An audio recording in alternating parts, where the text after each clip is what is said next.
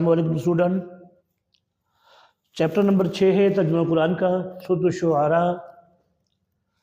और आपने यहाँ पे कुछ चीज़ें समझनी है कि ये सूरत पिछले साल भी बोर्ड में इम्तिहान में आई हुई थी। इसमें उन्होंने शुआरा के नाम पूछे थे। शुआरा शायरों को कहते हैं, और शायर जो है उस दौर के जितने भी शायर थे तो वो उन शायरों के नाम जो है वो बताए गए हैं, या कुछ शुअरा के नाम जो है यहाँ पर किताब के अंदर भी मौजूद है। आप कहीं तफसीर में देख लें, कहीं इसी जो है तर्जुमा कुरान के अंदर भी हो सकता है ये नाम मौजूद हो। तो चंद नाम हैं, इसलिए आपने उनके नाम याद रखने हैं, कौन कौन से शायर थे वो। फिर जो है ये सूरत का आपने तारफ़ याद रखना है। दूसरे नंबर पर मज़ामीन याद रखने हैं। तीसरे नंबर पर खुलासा याद रखना है। चौथे नंबर पर जो है आपने इल्मी अमली नकात याद रखने हैं। ये जो सवालात हैं ये सवालात लाजमी आते हैं। मैं हर वीडियो में ये बात कहता हूँ कि ये आपने चीज़ें याद करनी है। अब देखिए यहाँ पर इसका तारफ़ देखें पहले आप इसका। यहाँ पर बोर्ड में इसका पूरा जवाब दिया गया है। इसमें 11 रुकू और 227 आयात है। इसकी खुसूसियत ये है कि ये आयात के लिहाज से तवील तरीन मक्की सूरत है।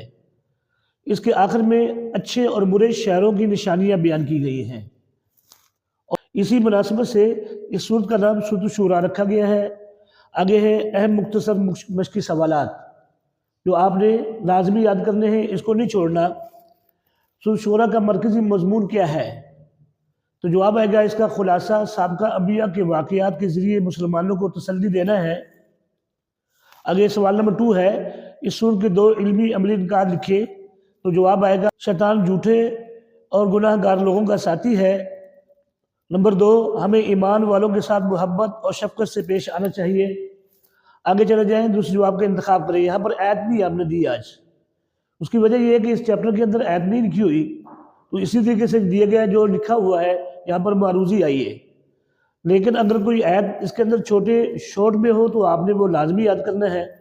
अगर कोई बच्चा अलग से कुरान मजीद के अंदर या किसी तफसीर के अंदर अगर इसकी आयत भी याद करता है या इसके शायरों के नाम याद करता है तो ये अच्छी बात है। दूसरे जवाब में इंतखाब करें। नाफरमानों पर अजाब उतरता है दुनिया में, कब्र में, आखिरत में, तो आपने जवाब देना है दुनिया में। ये इसका जवाब है। नंबर 2 है उमूमन झूठे शायरों की पैरवी करते हैं गुमराह लोग। नंबर है 3, सूरत शुअरा के आखिर में सिफात बयान की गई हैं शायरों की। ये जवाब सही है। तो प्यारे बच्चों, ये आपने अच्छी तरह समझना है मारूजी को, और ये शॉर्ट जो है इनको भी आपने याद करना है। इंशाअल्लाह अगर आपने इसी तरीके से याद कर लिया तो आपके नंबरों में कोई कमी नहीं आएगी। अस्सलाम वालेकुम।